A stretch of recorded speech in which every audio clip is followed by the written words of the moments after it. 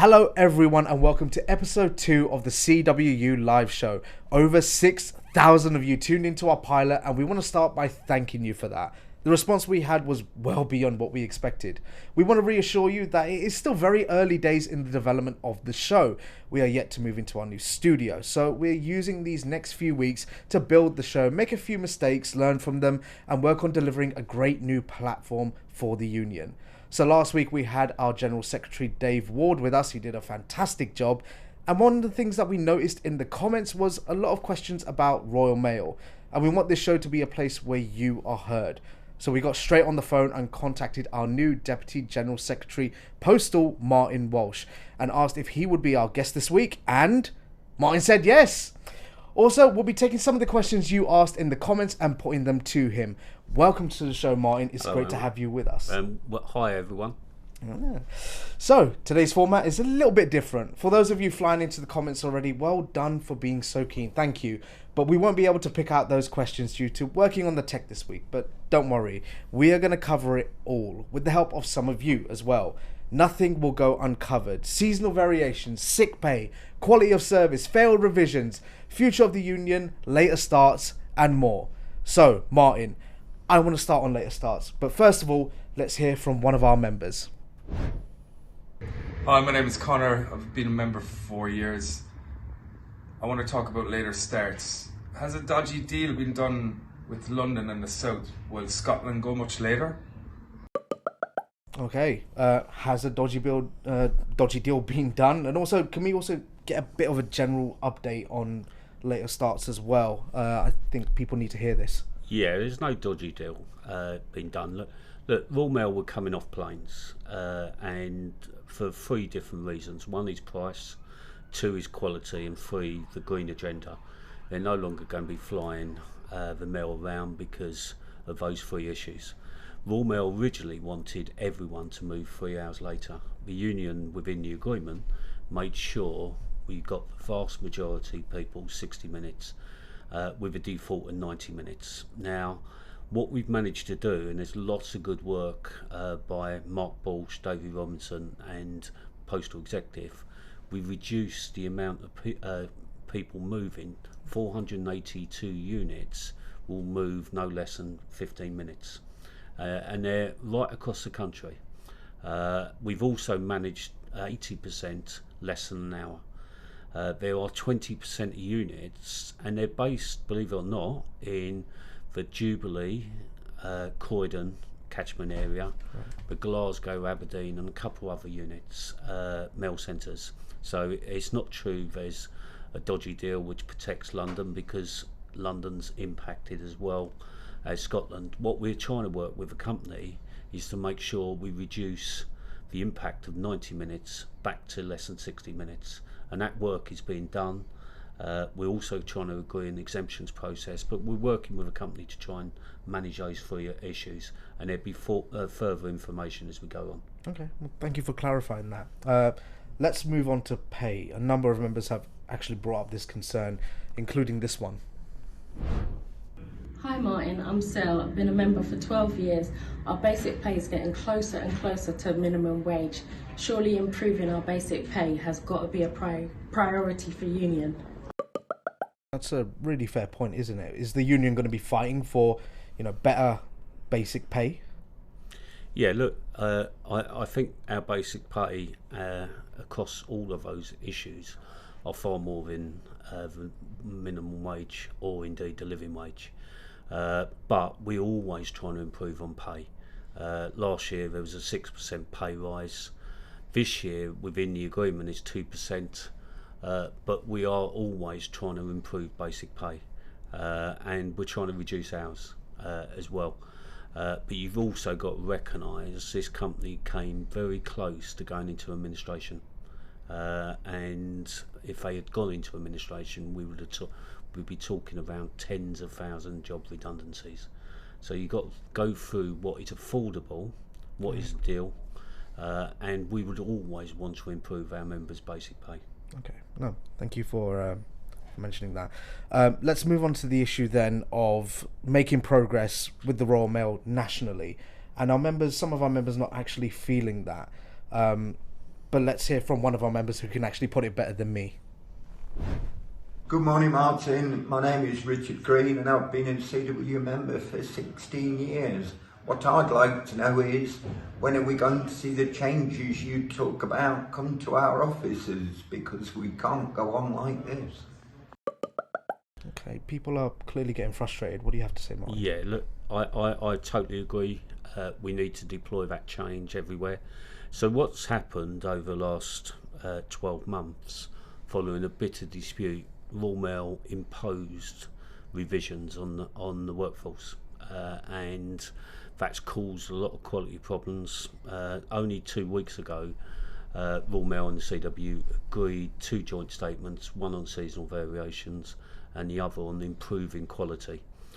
We got a further meeting with Royal Mail later this week, where the aim is nationally we are going to review 24 offices, and the divisions and rods are going to review another 120, and area wide. And what the aim is to improve quality, resolve issues, because we're mindful, whilst there's been a change at a senior management level and relationships and issues are moving on, there's not been any change seen by our members in the workplace, and we've got to change that, and there's a process for that. And if Richard was in West Park is definitely one of the units which is going to get reviewed on quality. Good. So it's just a matter of time then. I see. Now, you've talked before about the need to help rebuild the union, rather. Here's one of our members actually talking about that. Hi Martin, I'm John. Been in the job 39 years.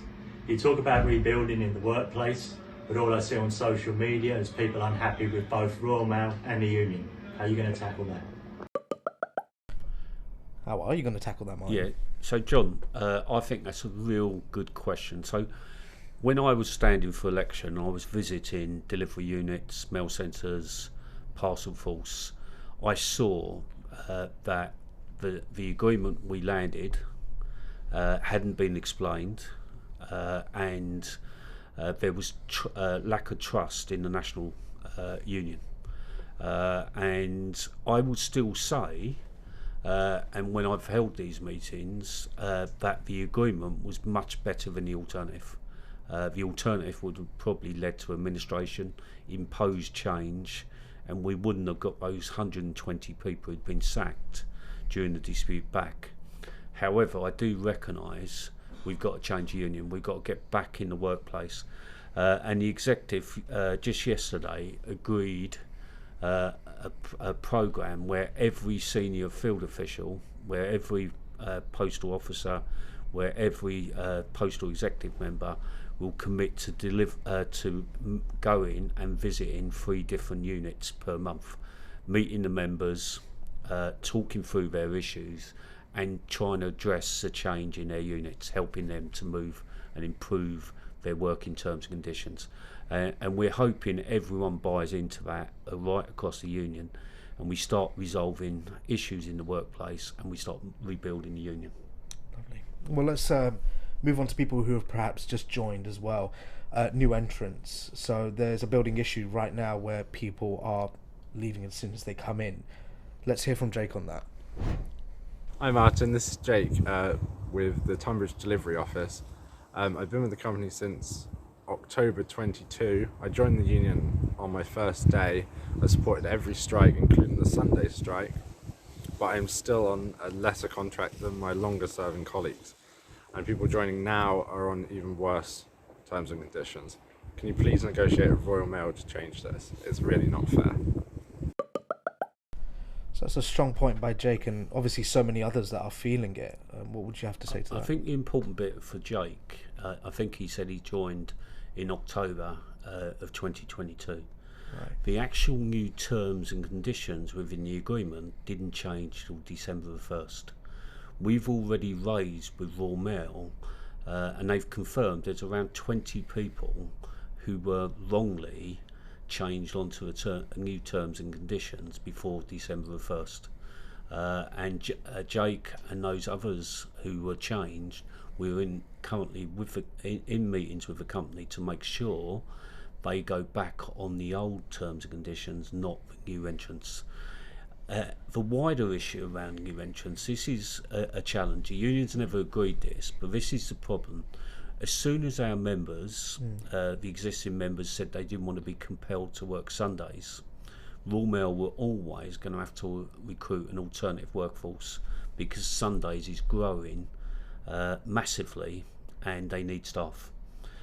What we've got in the agreement is a commitment to work with the company to review the terms and conditions, because the contract is a disgrace. It's gig economy style contract, and we want to improve it. And that's one of the issues where we wrote to the company. We're going to meet and start working on it. There is a retention issue. There is a recruitment issue. A lot of new entrants are leaving, within the first 2-3 weeks, because part of it is they have to work every Sunday. And the reality is people don't want to work every Sunday. So we're up for reviewing that. But in terms of Jake's specific point, if he joined in October 2022, he should not have gone on to the new entrance terms and conditions, and we are currently in dialogue with the company, and watch his space, Jake. Hopefully we can get you some good news on that. Fantastic. It's good to know. Just to say, some great content from all of our members this week. Thank you so much for asking those questions. One of the things that you've said, Martin, is that you want the postal executive and the divisional reps to be more visible in the workplace. Well, we caught up with South Wales Southwest Divisional Rep Ralph Ferret and asked him about this. Was he happy? Was he worried about getting out and about? Let's see. When you're doing any kind of full-time role in the union, it's easy to get a little bit disconnected from what the lives of our members are like on a day-to-day basis. And there is nothing, and I mean nothing, that brings you down to earth like going into a busy delivery office when something bad has happened and it's the first time that they've got to see a face from the union for a while.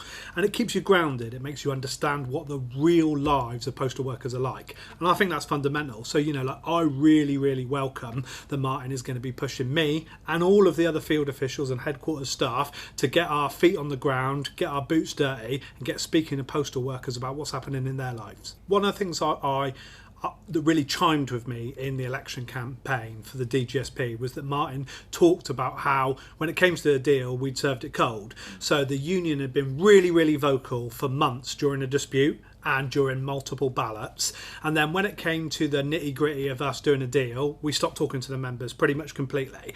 And I think one lesson that the union has to learn is that we can't ever let that happen again. And if the members start thinking that we only ever talk to them when we want something, then that's going to breed some sort of suspicion about our motives. And I don't think that's right and that's fair. The union is here for one purpose and one purpose only, and that's to try and serve the interests of postal workers in the workplace. Whenever we've had a sort of bigwig come down to Plymouth and get out there on the mail centre floor, come into our delivery offices and units, the members love to see that. They get to understand that the union's internal democracy is something which really matters to them, because these are the people who are in the room. Like Dave Ward and Martin Walsh are going to be in the room with the government when the USO stuff is decided. They're going to be in the room with the Royal Mail top brass when they're deciding how to implement whatever comes in the new strategy. They're the people who can ultimately change the stuff that impacts on all postal workers. So I think they should be out, and I think that it'll benefit them and it'll benefit the union, it'll benefit the members. So Martin, I think the main thing is continue what you're doing, but we can't let any momentum stop. Royal Mail are never going to go back to being a nicey, hug the union employer. We have to be on guard all the time. And what I like about you, Martin, is you don't just have a plan A, but you've got a plan B and a plan C. And that's what I want to see more. I want to see the union on the front foot. I want to see us setting the agenda. And I want Royal Mail having to answer to our agenda, not us constantly building barricades trying to fight against what they want to do. But you're doing a good job, mate. Keep it up. Absolutely great to hear from Ralph on the matter there. He was very complimentary of you as well. But Martin, the big question here is, I guess, how does the union reconnect? We're going to a briefing of all our branches on the 8th of February. And the two strategies we're going to ask every branch in the country and every rep in the country to buy into is, one is reconnect, and they commit to going into every unit we have and explaining why the agreement was needed, but also, more importantly, how we can rebuild in the unit, how we can resolve some of our issues. The second issue is recruitment, and recruitment of new entrants is important, but recruitment per se as a union. The third thing we're going to be saying at the briefing is around the Eurozone. So they're an important briefing, and once we've done that, we're going to launch the biggest visits to basically units outside of a dispute. We're great at going to units when we're asking members to vote yes. We've got to now become great going in there and explaining why the agreement was important, and two, how we can resolve their current problems in the workplace. I see. I appreciate that. And actually, onto the USO now. It is a huge issue. Ofcom seems to be focusing on drastic change. Some of our members want 5 days now. Royal Mail wants less. What a mess. But before I bring you in, let's hear from the front line. Our head of communications, Chris Webb, sat down with a group of postal workers. Let's hear from them. There's still a huge debate around postal services in the country. The one thing that's absent from that debate is the view of frontline postal workers. So Ofcom didn't interview a single Royal Mail employee, and they haven't even spoken to the union. So we thought, as part of what we're doing here on this show, Martin, we'd come and get out and about down here in Plymouth and speak to some of our members and representatives. The USO means different things to different people. So obviously to the company it means revenue. Well, you can make money from it, but they're looking to save money from it. So as it means job security, long-term security, but for the customer, it means a service that they can rely on. Small businesses, keeping in contact with family members, stuff like that. So it means different things to different people. But from a selfish point of view, in terms of the union, we need to protect the USO at all costs. We're not saying we don't want to change it. We recognise that the letter volumes have dropped to a level that would sustain some change, but Royal Mail's idea of 3 days a week is just, pie in the sky, and that would lead to major job losses, and it's not something that we can tolerate. People are scared because they can see the job losses, and it's a service going back to the public that they see is not good. And whether we like it or not, they see postal workers see people on the street or out in the country as their customers, and they think they're letting their customers down. Royal Mail pride themselves on the face of the customer as you're posting coming up. Even their adverts lately have been the face of the customer is us going on the garden path or up the street. And if it's serious about dropping us down 3 days a week, then I think we've lost the plot completely as a postal service. We're already failing every day in this office because of the revisions. So some duties go out every other day, 1 in 3. You take 1 or 2 more days out of that, and people will only be getting mail once a week. And the people that I speak to on the street have seen reports from Ofcom saying, we've done a survey, we did one in 2018, we did one in 2019, the customers are happy with the change to the USO. They're not. Most of us will feel awful when we can't take all the mail out, because that's what our job is, to take all the mail. We can't do it now, so we can't go down to any less than 6. I think we're always open to change, but it's all about having that work-life balance. And basically, I think Royal Mail's lost its way with the customer, because we were number one for a reason. Now that trust is slipping away. We're becoming any other courier. They can't rely on you. You see it every day on Facebook groups, the local community, stuff like that. You get told out on the street. We are currently failing the customer. And the customer will use other couriers, stuff like that, for parcels and stuff like that. And that's the main revenue. You need to get the fundamentals right, and then we can deliver the rest. Wonderful stuff there.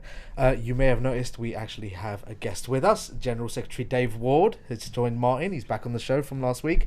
Hi, Emma. Hello. You've been doing a great job in the media for us, it must be said.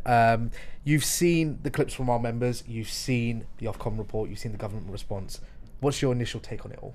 Well, first of all, I want to comment on our members and their contribution because it never ceases to amaze us, how switched on our own members are. And many of them have done brilliant in the media. There's been lots of examples where, local radio stations, local TV stations talk to frontline postal workers, and you can see from that they get what this debate is about. What we've got to do, first of all, let's take what's happened today, which was trailed over the weekend, deliberately leaked by Ofcom in a disgraceful way, I think. And what we've been saying today is, if you listen to the way the government have responded, pretty much in truth, the report as a serious vehicle for change is dead in the water, because the government have ruled it out. They've not ruled that out, change, because they think postal services are fantastic. We need to be clear on that. They're the ones who privatised it, along with the coalition government. They've ruled it out because there's a general election coming, and they know that they're going to get a lot of stick if they support these changes. So the chances of those changes that Ofcom have put forward happening before a general election, I think, are extremely limited. What Ofcom have also managed to do, though, is create the circumstances where they themselves have played a major part over many years in destroying Royal Mail. And then they come up with a solution. So there's something fundamentally wrong with that. I think I've used the expression, it's like a free card trick. It's like a scam, where people, make out that they're coming up with the arguments. So let's examine that. The first thing Ofcom should be doing is they should be fixing quality of service. They should be insisting that our members who want to deliver the right quality of service are actually able to do that. And they have sided with Royal Mail right from the start of this. I personally believe they've colluded with the previous regime in Royal Mail about the whole report. I think it's been a process that's been going on for some time. They never asked any worker for their view. They never asked the union for their view. But now they're starting to say, well, let's have a national conversation. I'm going to say that wasn't their plan originally. And the government, I think, have got cold feet.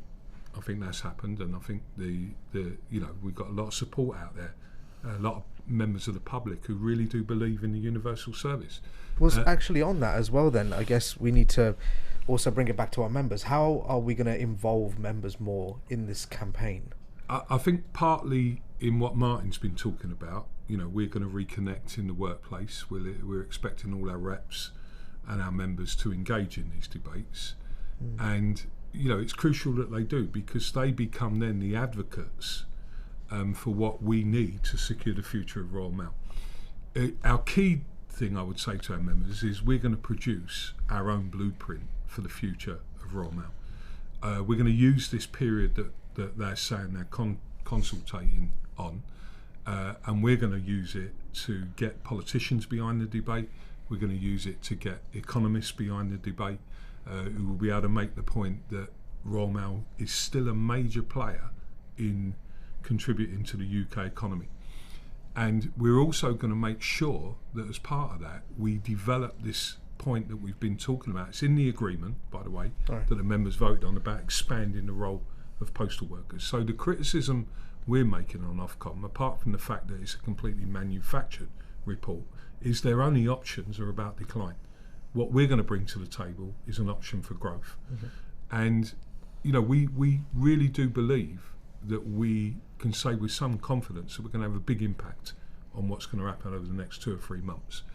And we're saying to the company, the previous leadership of Royal Mail, all of whom have left the company now, I mean, that needs to be put on the table as a fact, along with other things that Ofcom said were facts today, is that there's not many companies that have gone through sort of the periods that we've gone, where the whole of the leadership team have been removed.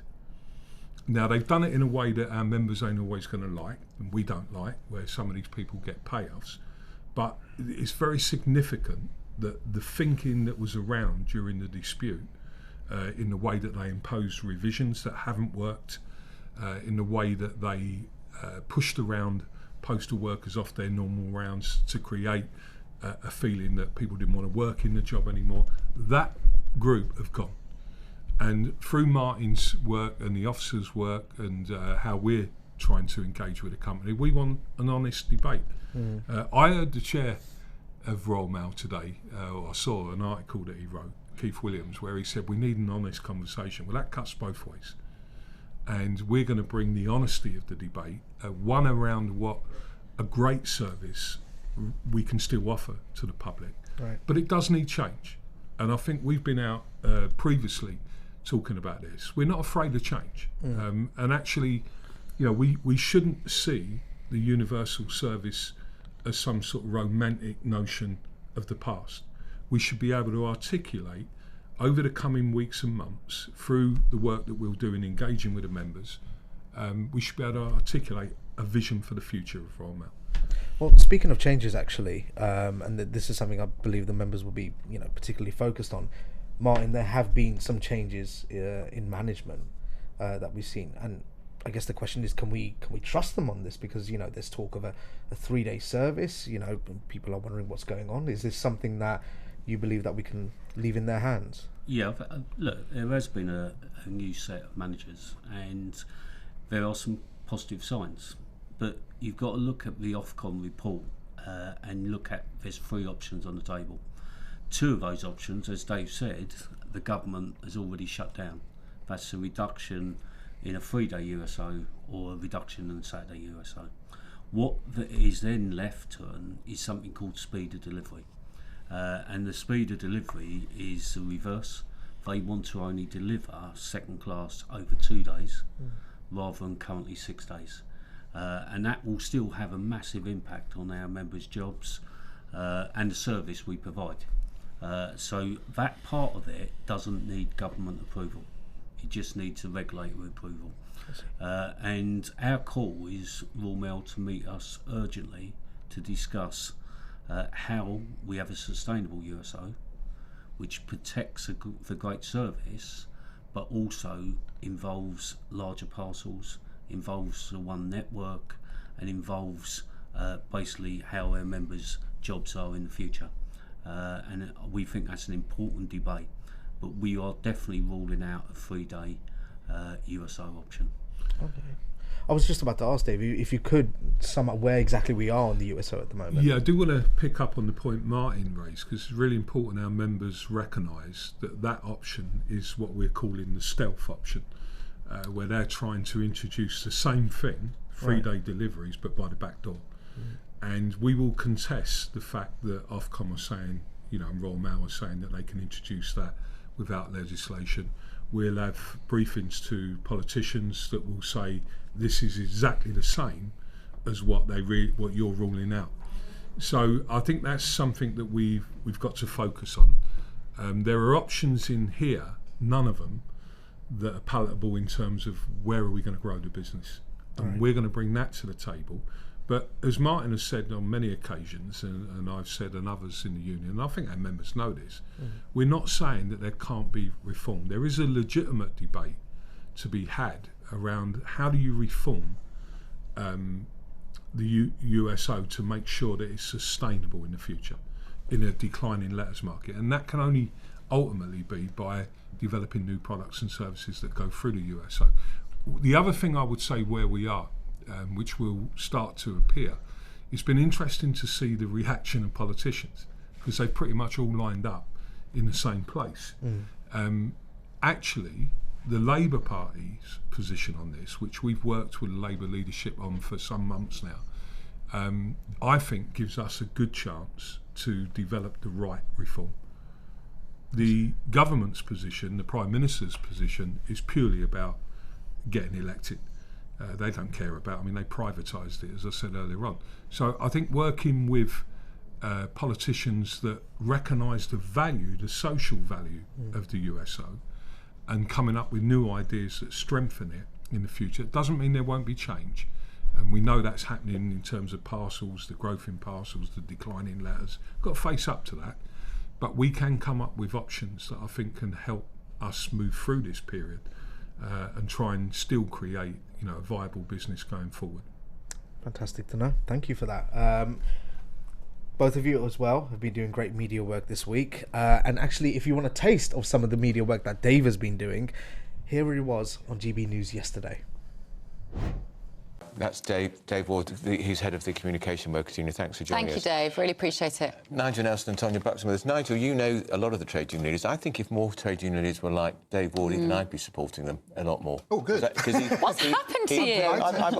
I've always thought Dave Ward talks a lot of sense. Yeah, I mean, I think that he does, but an awful lot of trade union leaders do. Not all of them, I appreciate, but Mick a lot Lynch of doesn't. Well, you see, I think Mick Lynch is really good. Mick Lynch, well, he succeeded. The agreement between us is never going to last. I didn't last longer than 15 seconds. But what Mick Lynch got was a deal for his members, and that's what union chiefs are there for, to get the best deal they possibly can, working conditions and pay for the people they represent. I mean, they're not there to actually be fair or whatever. It is to Have you heard what you just said? They're not there to be fair. You've just said that out loud. They're not there to be fair. So it's like a mob. They're like mob leaders trying to get the best deals, irrelevant of the public. Hang on. I stand by that. Let's get that in the next Tory manifesto. Trade unions are not there to be fair. They're not there to be fair any more than a lawyer is. If a lawyer is defending somebody in court, they're not there to be. If he's defending, he's not there to be fair to the prosecution. There's something in the Hippocratic Oath about being fair as a lawyer. Don't know if you caught that, but the presenter said Dave Ward talking a lot of sense. No surprise that he usually does. Okay, now for our regular feature, On the Spot. Each week we'll ask our main guest, Martin this week, to answer the same 5 questions. Are you ready, Martin? Here we go. First up, if you were PM, what is the first thing that you would do? Ooh. I know this is high on my kids' priority. Scrap university fees. And any outstanding contributions. That's the first thing I would do. That's a big call. Right, if you were not Deputy General Secretary, what would you do? I'd be a footballer. For who? West Ham. That's a shame. 3 items that you would take with you to a desert island. Oh, I better say the wife. Your wife's tonight. A book. And my phone. Your phone. What book would you take? Probably a politician book. No. Fair enough. Signature karaoke tune. Signature karaoke. I can't sing, so.